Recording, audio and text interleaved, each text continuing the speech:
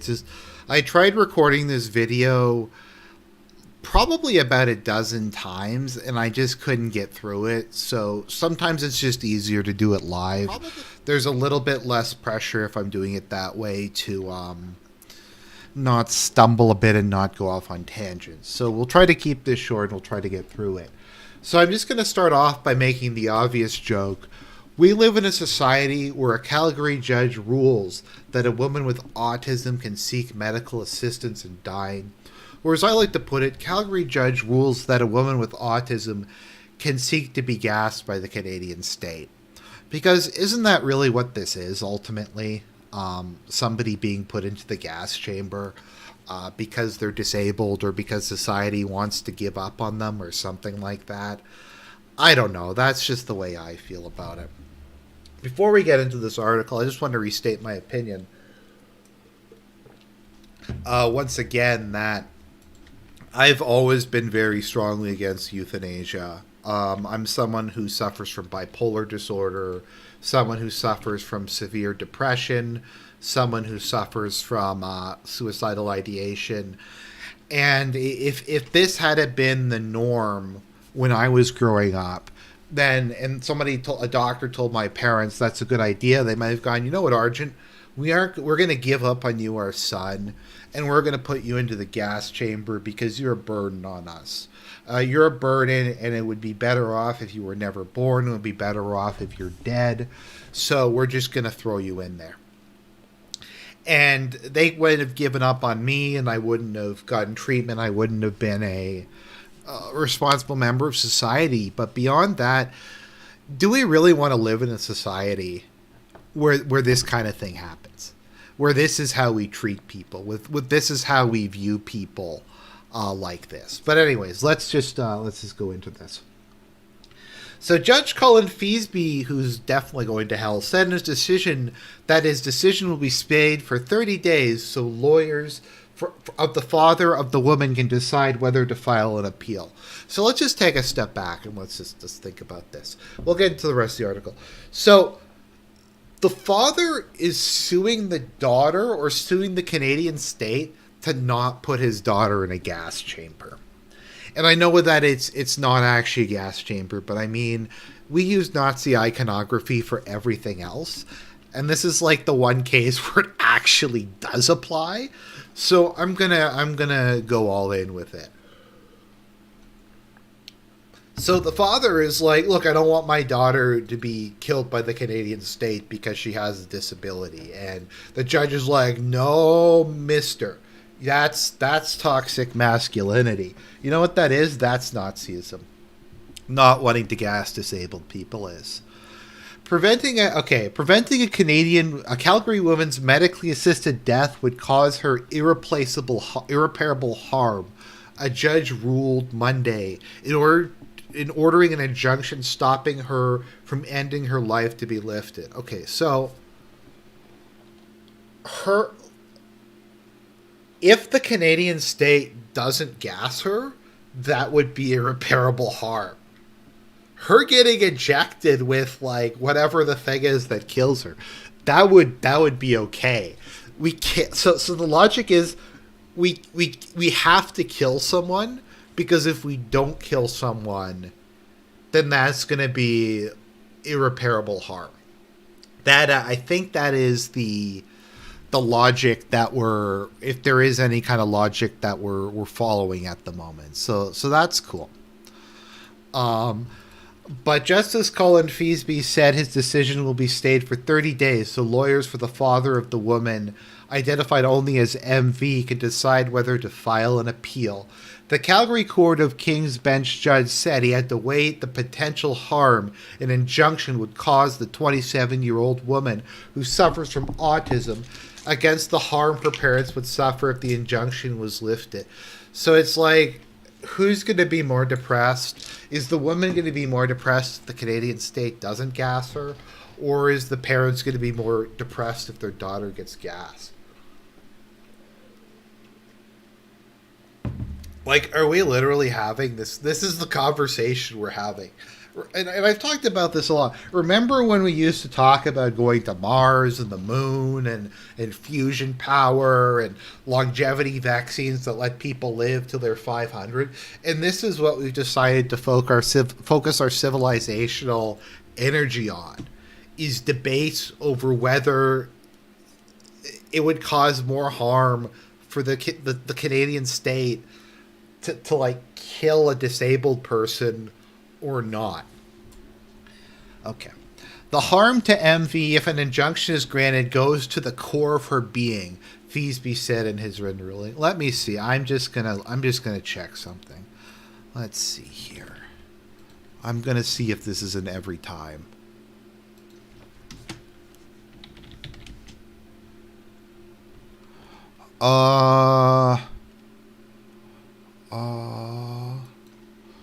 Let's see here.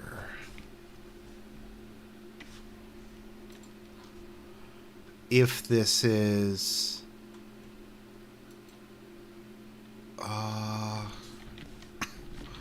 okay.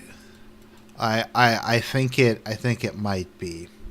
Sorry, if I remember I'll cut this out. Okay, let's see here.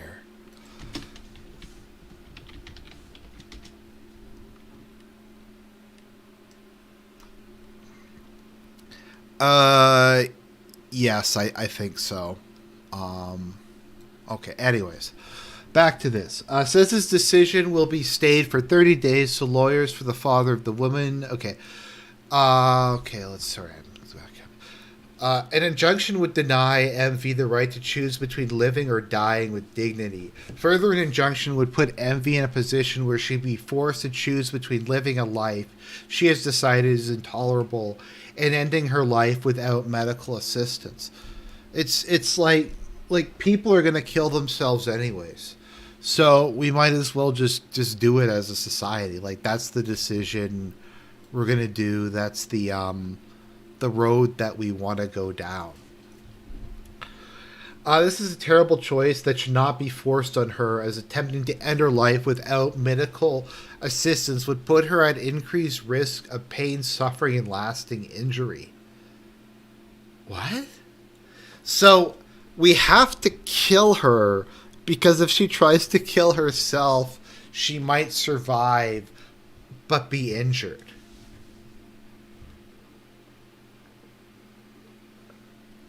But Feasby said he understood the desire of MV's father, WV, and mother to try to keep their adult daughter alive. The father was granted a temporary injunction before his daughter's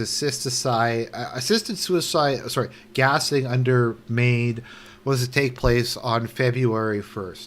Lawyers for the woman sought to have the injunction lifted, arguing the decision by the woman to be gassed was a medical one that wasn't entitled to court intervention. It's a medical procedure. It's like getting a mole removed, guys. It's like getting a mole removed.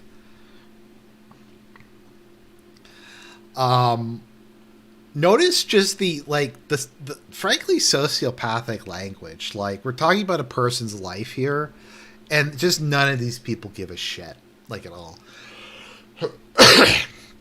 Judge acknowledges allowing their daughter to be gassed will cause grief for the parents. Finding the injunction would cause lifting it would still cause great grief to her parents. The harm to her if the injunction is not granted, the harm to the father if the injunction is not granted will be substantial, he wrote. The pain of losing a child, even an adult child, I like how it doesn't matter if it's an adult child. It's like, fuck you, you're 18, I don't care if you die. Like, what is that logic? Is that something that any parent should experience?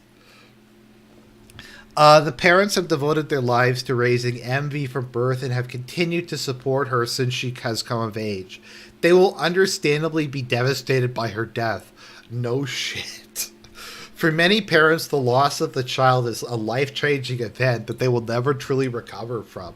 The loss is immeasurable. Like, once again, it's like, oh, they'll get over it. I guess it kind of sucks.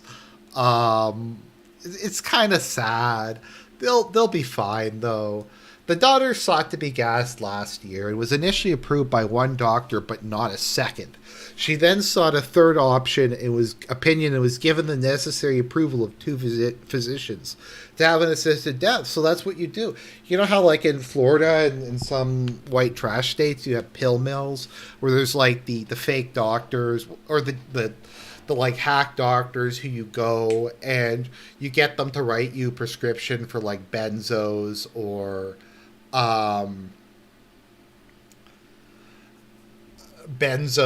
or whatever the drug is.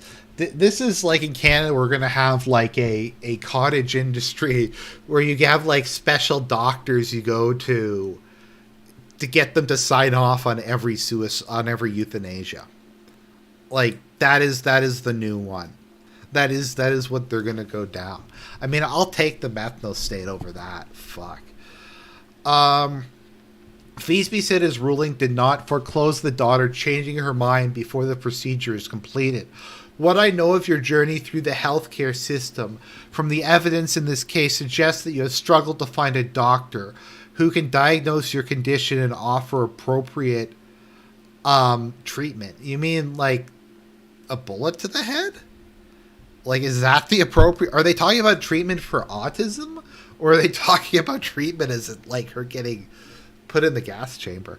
I do not know why you seek to be gassed. Your reasons are your own, but I respect your autonomy and your privacy. Oh, your autonomy and your privacy, yeah. My decision recognizes your right to choose medically assisted death, but it does not require you to choose death. Okay, so let's just think about this a bit.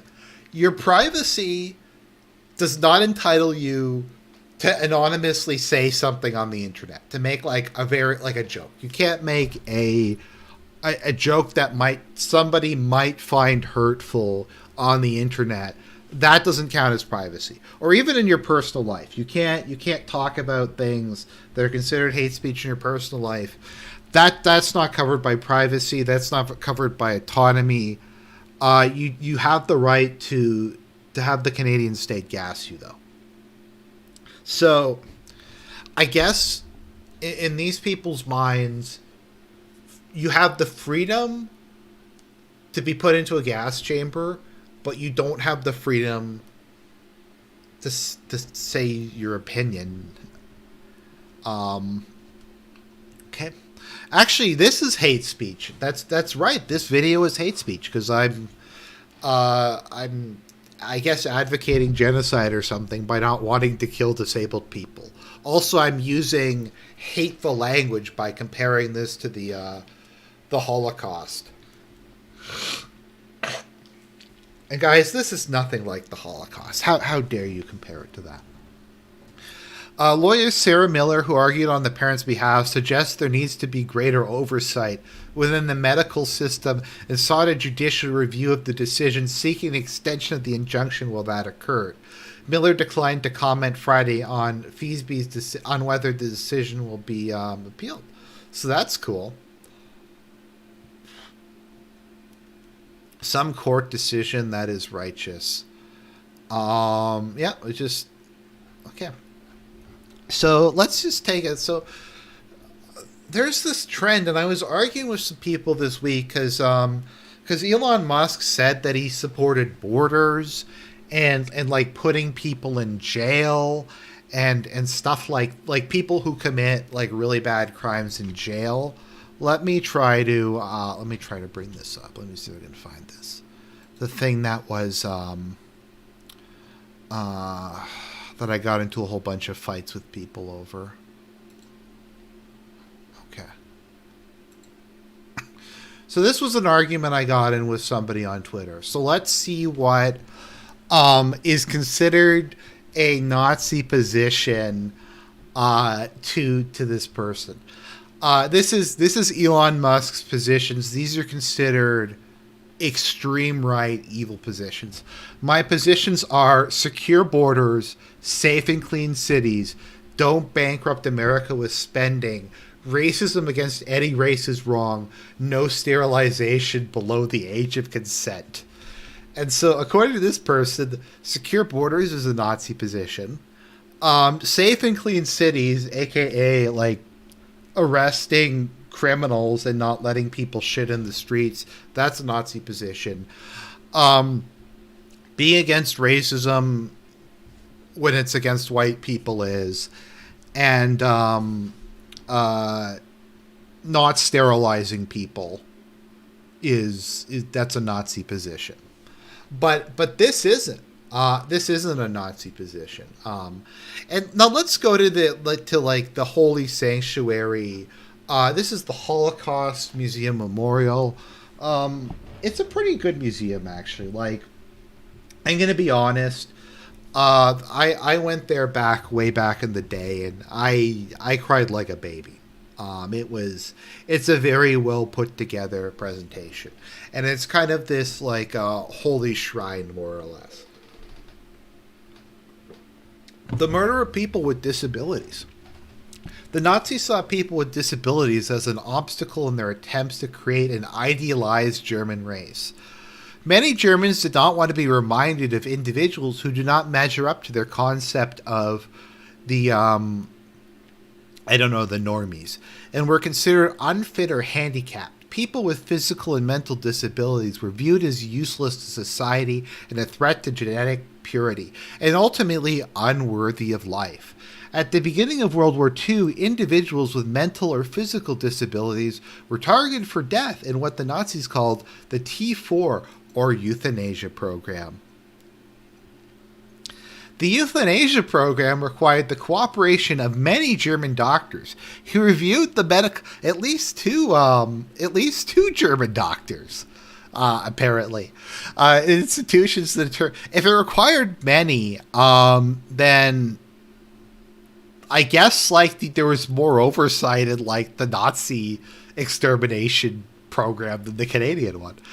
The doctors also supervised the actual killings. Doomed patients were transferred to 6 institutions in Germany and Austria, where they were killed in specifically constructed gas chambers. Infants and small children with disabilities were also killed by injection with a deadly dose of drugs or by starvation. The bodies of the victims were burned in large ovens. So that's I don't know. I'd like to do a poll here. What sounds more like a Nazi war crime to you? Having borders or gassing disabled people? I just just like to throw that out here. That is Canada. That is the society we live in. Let me see if I can find the one. Depressed woman.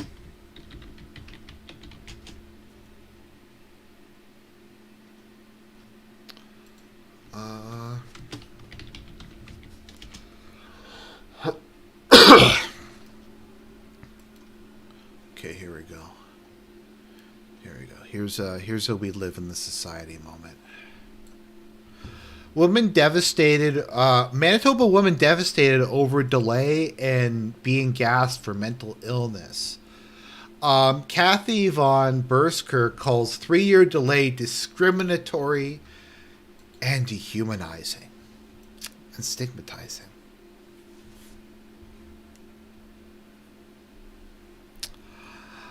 Kathy von Buskirk. No, I'm just trying to make a point. Reading their propaganda. It's my point is that I get tired of people calling everything Nazism. Eligibility for medically assistant was set to expand in March to include people with mental illnesses. Hope that are suffering from severe mental illness would come to a peaceful end on her terms. Delay the expansion to those suffering solely from mental illness until 2027, a move he said was needed until Canada's healthcare system is ready to implement the expansion.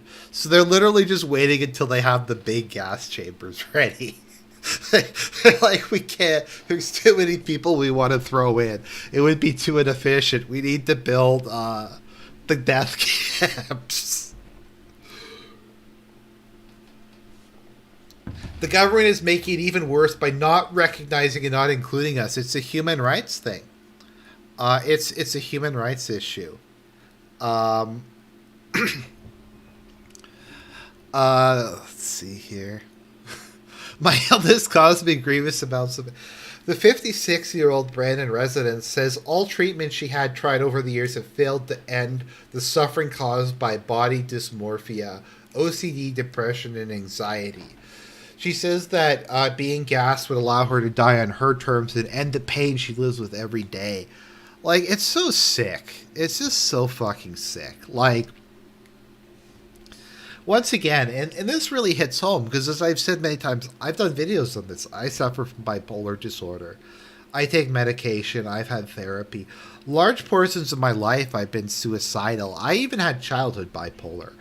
I was suicidal when I was like 6 years old, and stuff like that. Like I was suicidal as a child in high school, in my 20s, and I just kind of I've gotten better over time, but there's still days where I do want to do myself in. I didn't do that because my parents never gave up on me. Part of it is just I have a religious and moral objection to suicide, but also my parents never gave up on me.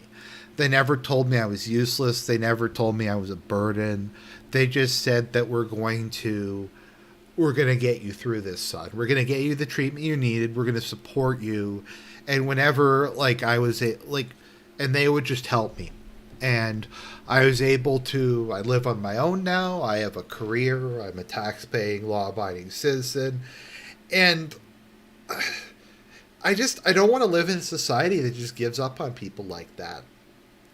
And you have these sick fucks who try to say, like, well, Arjun, you think that we sometimes spend too much money on keeping people alive with life support indefinitely. And like, well, there's a difference between not hooking somebody up to a machine to keep their heart pumping and letting them die a natural death, and taking like somebody in their 20s who has autism and putting them in a fucking gas chamber. Like, I don't know. I think it's fucked.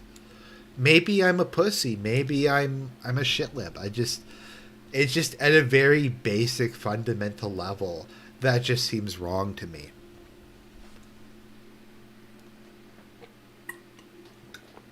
But once again, this is hate.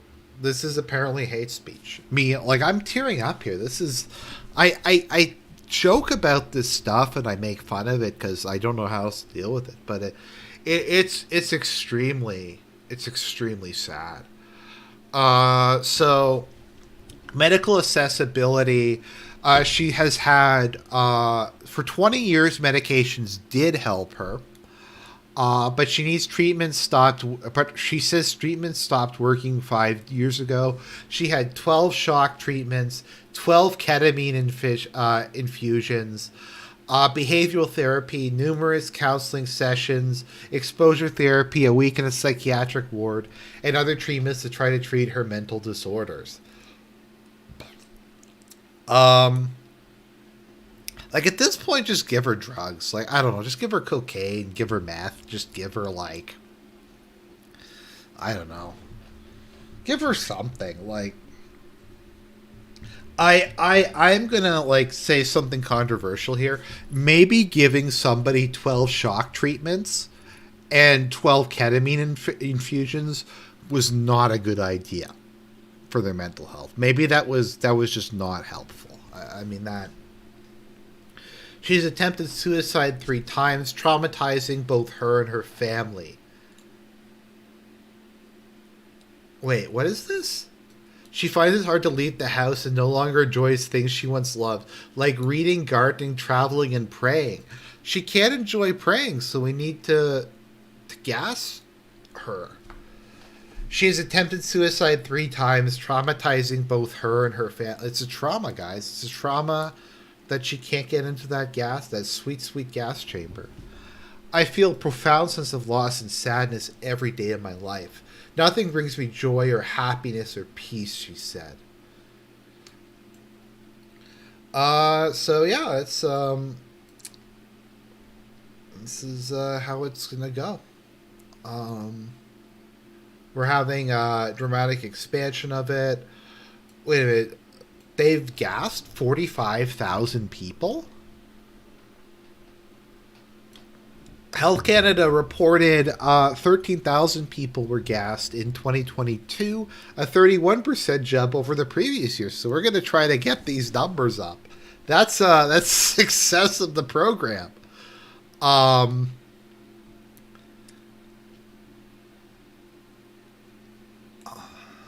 Okay, so let's see here. Let's see how CBC covers this. Calgary judge has issued a ruling that clears the way. Okay, so let me just scroll through this. Publication plan. Profound grief that would suffer. He wrote the loss of her autonomy. I like how that's autonomy. Like, not having the autonomy to get the Canadian state. Using my tax dollars, by the way. This is going to be my tax dollars that's going to go to fund this shit.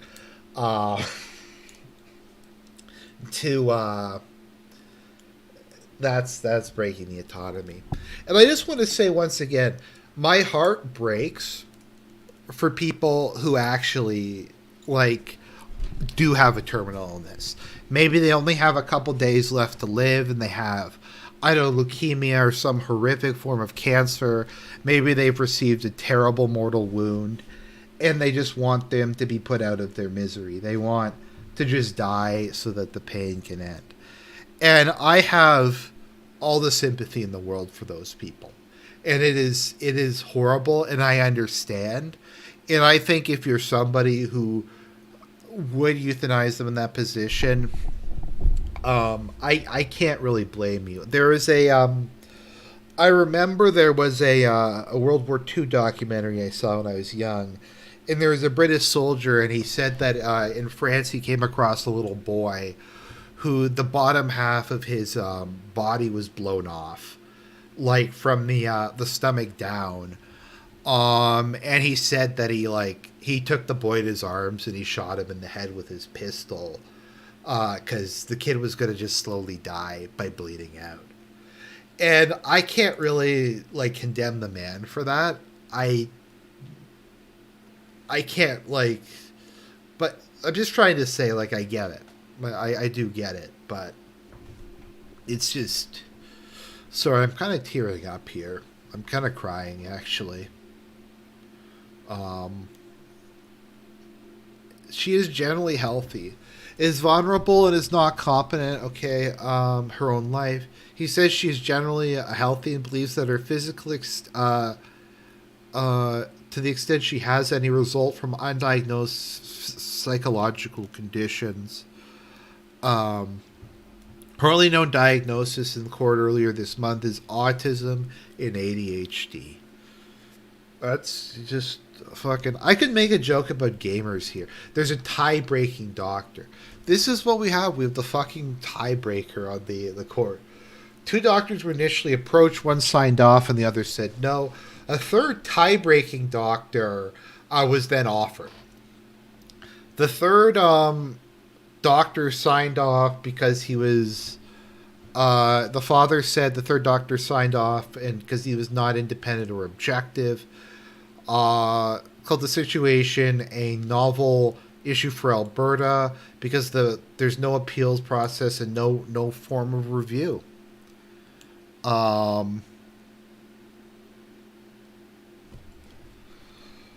Yeah, the fucking death paddles. I just want to ask Chad a question. Has there been anything that conservatives have said that was a slippery slope that wasn't a slippery slope? Has that ever supposed fallacy been proven wrong? Ever?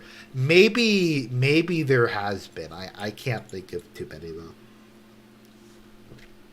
The province operates a system where there is no appeal process and no means of reviewing a person's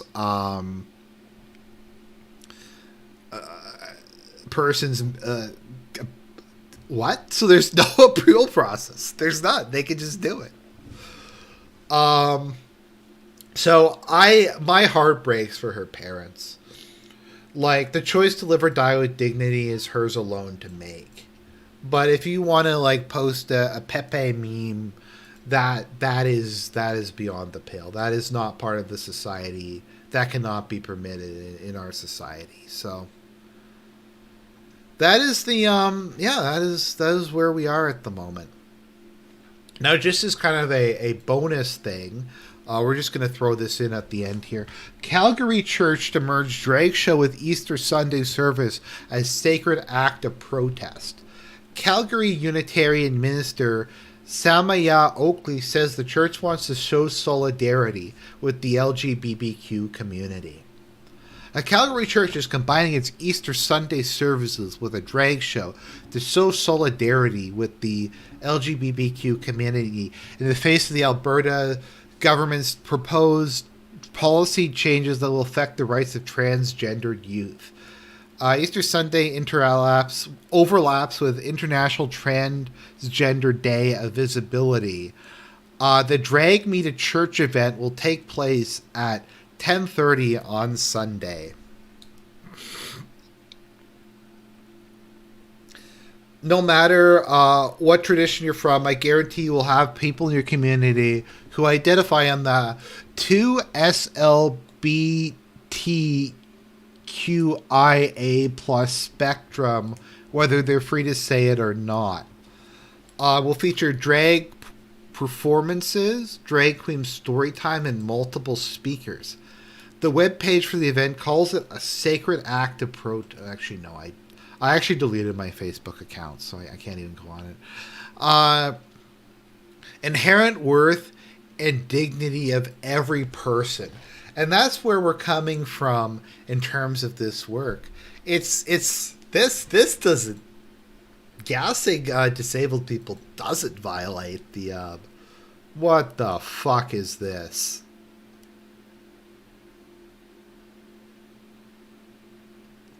The change bans gender reassignment surgery for those under the age of 17 and sterilization for children under 15. So that is what it is. So this is the society. These both came out on the same day, by the way. This is Canada. TIC. I don't know what else to tell you guys. It's fucked. So, God bless everybody. Just pray that the madness will stop.